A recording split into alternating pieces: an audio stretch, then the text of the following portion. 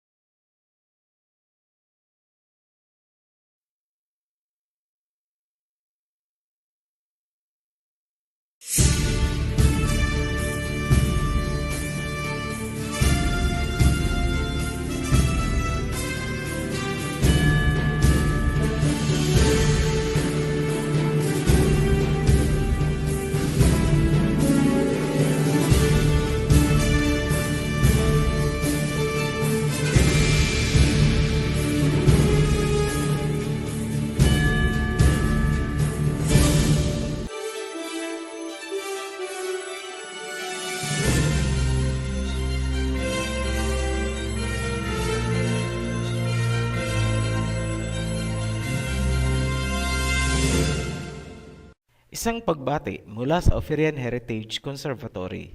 Habang nasa kasagsagan ang kasalukuyang krisis sa mundo na kumikitil ng libu-libong buhay, may isang grupo ng Europeans na patuloy din ang ginagawang pagre-retoke ng Biblia upang mailabas ito sa taong 2021 or early 2022. Pinangungunahan niya ng Italy, Greece, Germany, Britain at Amerika. Kung ano ang ginawa ng mga ancient Greeks noon, ipinagpapatuloy lang nila ngayon. Ang video na ito ay bahagi ng kasaysayan ng Biblia, nakafocus sa kasalukuyang nangyayari. Para sa mga baguhan dito sa ating channel, huwag niyo pong lalaktawan ang orientation video dahil maguguluhan lang po kayo pag patalon-talon ang inyong panonood. Nasa description po ang link para sa orientation. For information na rin, gumawa kami ng hiwalay na playlist para sa kasaysayan ng Biblia. Yan ay para maging systematic ang pagsagot sa mga katanungan kung madali nating maibibigay ang link ng nararapat na panuorin.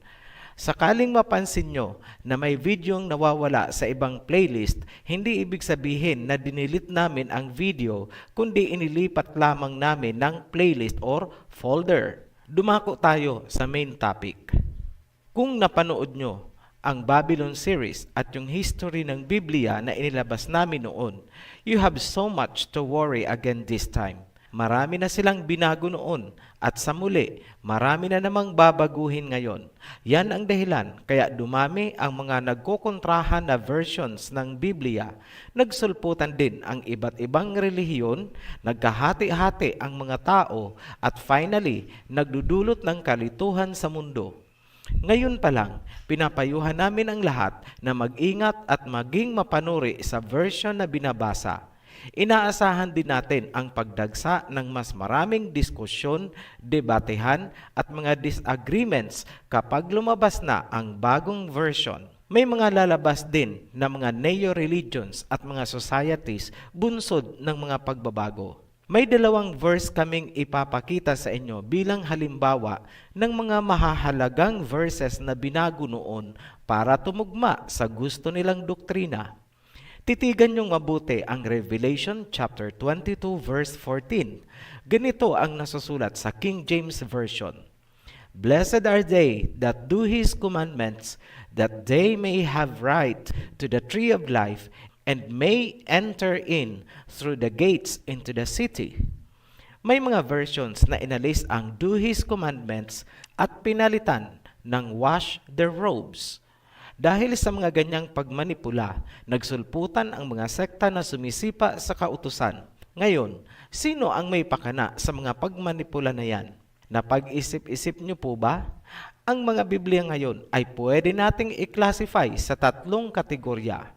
Number 1, Catholic Bible. Number 2, Protestant Bible. Number 3, Catholic Bible disguised as a Protestant Bible. Natalakay na natin ang Catholic Bible at Protestant Bible noon pa sa mga nakaraang video. Itong pangatlo na lang na tinawag naming Catholic Bible disguised as Protestant Bible ang ating tatalakayin. Para maunawaan, kailangan nating kilalanin kung sino ang mga personalidad at organisasyon na nasa likod nitong modern European Bible na ginagamit hanggang dito sa atin. Yan ang Catholic Bible disguised as a Protestant Bible. Halos lahat ng modern versions ng New Testament ay mula sa tinatawag na Novum Testamentum Graecii, the New Testament in Greek. Tinatawag itong Nestle Aland Edition hango sa pangalan ng mga editors na sina Eberhard Nestle and Kurt Aland. Ang organisasyon naman nila ay tinatawag na Global United Bible Society. Noong 2011, ang Global Board of the United Bible Societies ay nag-appoint ng bagong editorial committee na maghahanda ng future editions ng Nestle Aland Novum Testamentum Graecii at ng Greek New Testament. Ngayon, sino-sino ang mga bumubuo dito sa United Bible Societies? Number 1, Christos Karakolis, University of Athens, Greece.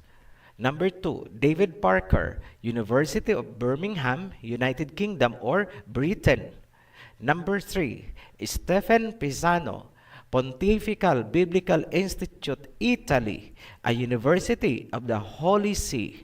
Number 4, Holger Stratwolf, University Münster, Germany. Number 5, David Trowbridge, Museum of the Bible, Green Collection, Oklahoma City, USA. Number 6, Klaus Wachtel, University, Münster, Germany. Pansinin, lahat yan ay Europeans, walang Hebrew-Shemite na kasali dyan. Sa kasalukuyan, 2020, tinatrabaho nila sa Washington ang bagong edisyon na ilalabas sa 2021 or 2022. Tinawag namin itong European Bible. Bakit? Kasi lahat ng editors ay mga Europeans. Pansinin, Greece, Britain, Italy, Germany, USA. Kung napanood nyo ang Rizal series at Two Witnesses series, naipakita na natin kung ano ang gawain ng mga bansang yan across history. Mag-recap lang tayo ng konti para sa mga hindi pa napapanood ang video na yon. Germany, pinangunahan ang Berlin Conference kung saan milyong Africans ang namatay at pinaghati-hatian ang Africa nitong mga Europeans. Britain, ito naman ang naglungsad ng Opium War na ikinalugmok ng China sa droga, pinabagsak ang kabuhayan at milyon ang nagutom. Spain o Espanya, ito naman ang ginamit ng Rome, Italy, kaya milyong Pilipino ang namatay dahil sa pananakop. USA, milyong Pilipino ang pinatay sa tinatawag na Philippine Genocide at nagpakasasa din itong bansang ito sa transatlantic slave trade. Very ironic dahil sila daw ang advocates of human life and human rights. At ngayon, sila din ang nagre-retoke ng Biblia. Pero kilalanin nyo sila across history. Tandaan, ang mga Hebrew Shemites ang rightful owners ng mga original manuscripts ng Biblia. Walang karapatan ang mga Europeans na pakialaman ang heritage ng mga Shemites. Kung may dapat gawin ang mga Europeans, yun ay ang isauli sa mga Hebrew Shemites ang mga original manuscripts ng Biblia.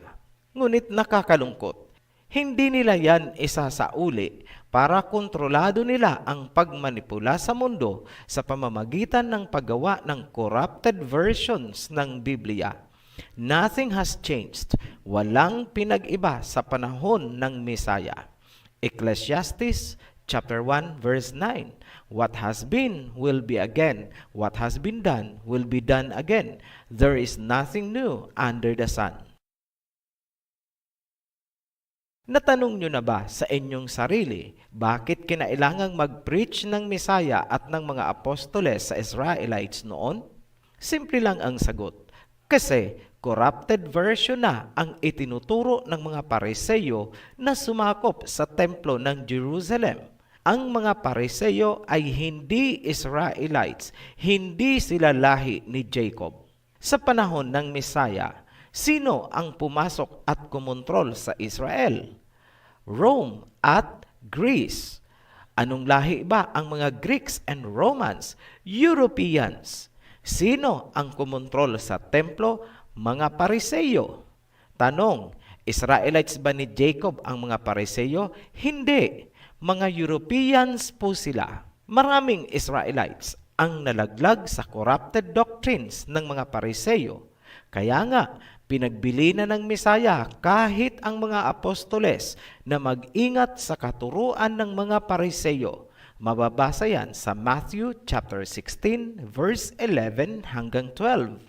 Ngayon, ang ginagawa nitong United Bible Society ay pagpapatuloy lamang ng gawain ng kanilang mga ninunong Pariseo. Kung maraming Israelites noon ang nailigaw, ganun din ngayon. Maraming tao sa mundo ang ngayoy sumisipa sa mga kautusan dahil sa ginawa ng mga Pariseo. Nananaig ba ang dyablo? Yes. At dahil nagkaroon ng maraming nagkokontrahang versions, may mga tuluyan ang nawala ng tiwala sa Biblia, naging atheist. Panalo ulit ang dyablo? Yes, tuwang-tuwa si Satanas. Kailangan pong lingunin nyo ang Genesis chapter 3 verse 15 kung saan sinabi na mayroong serpent seeds na didigma sa pure seeds ng woman. Sila ang tinawag ng Mesaya na brood of vipers, serpents, snakes, ahas. Ang lahi nitong mga Pariseo ang sumakop at nagpahirap hindi lamang sa mga Israelites kundi pati sa mga Hebrews buong mundo mula noon hanggang ngayon. Hawak pa rin itong Serpent Society ang mga original manuscripts ng Biblia. Dapat niyong malaman na ang United Bible Society ng mga Europeans ay may agreement sa Vatican. In short, kontrolado o impluensyado ng Vatican ang nilalaman ng ginagawa nilang Biblia.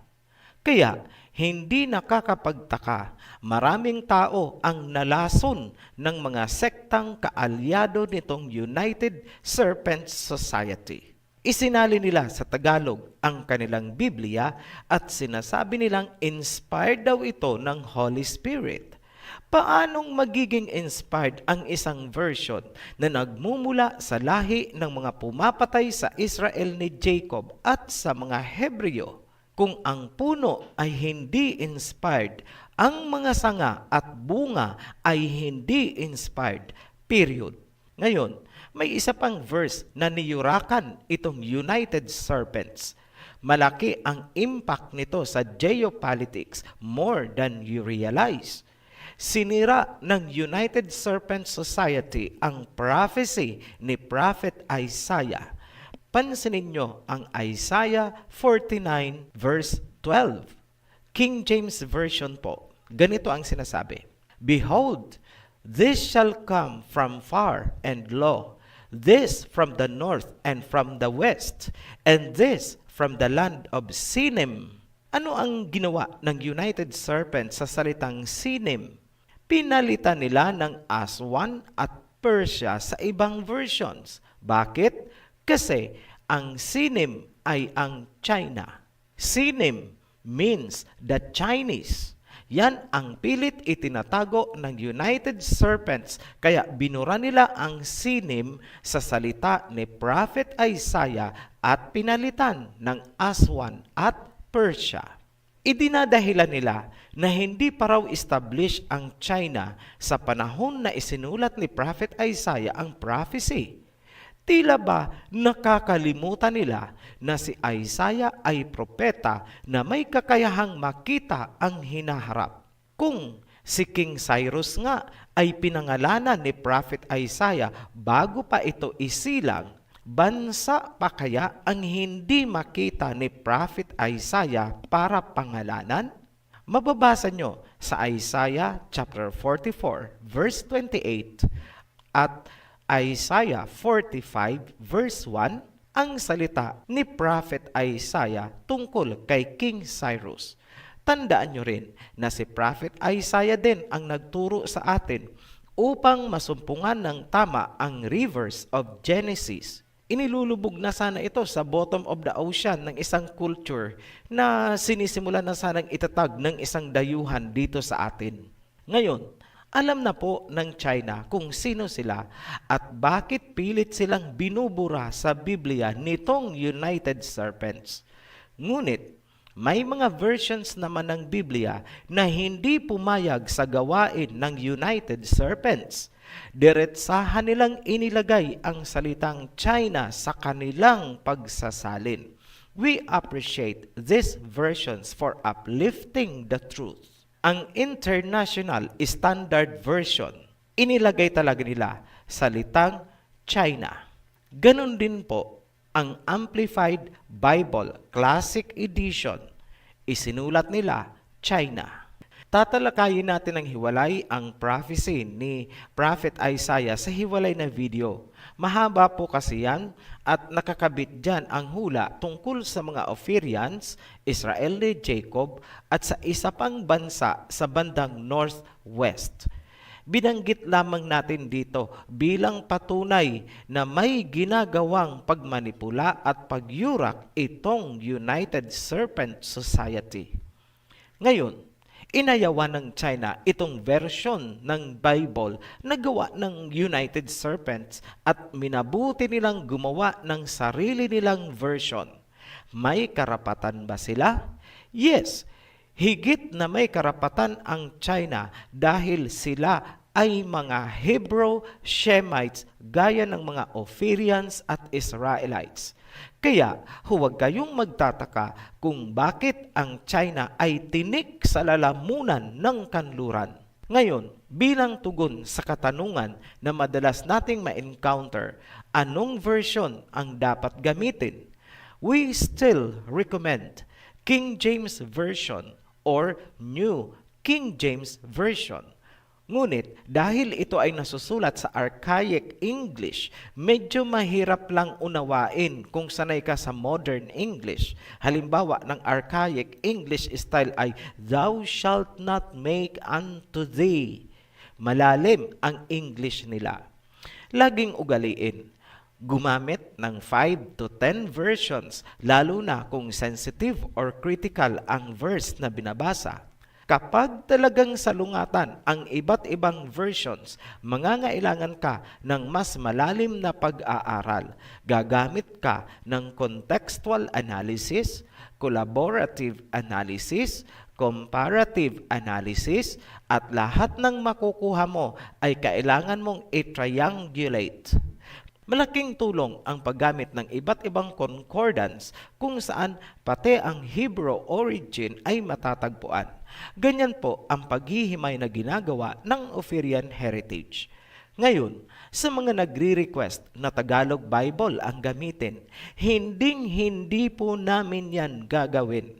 Napansin kasi namin na karamihan sa Tagalog versions ng Biblia ay isinalin ng mga lokal na sekta pabor sa doktrinang gusto nilang palutangin. Huwag kalilimutan ang paulit-ulit naming habilin. Ang mga sekta na ipinanganak ng harlot woman ay uuwi at uuwi sa kanilang nanay. Gumising kayo habang may panahon pa. Muli kaming nagpapasalamat sa inyong mga patuloy na sumusuporta sa ating channel. To new subscribers, welcome to our heritage. And for everyone, be blessed. Shalom. Maraming salamat po sa inyong panonood at pakikinig ng mensahe. At kung kayo po ay may mga katanungan, paki-click po ang link sa ibaba at paki-like and share na rin po. Maraming salamat.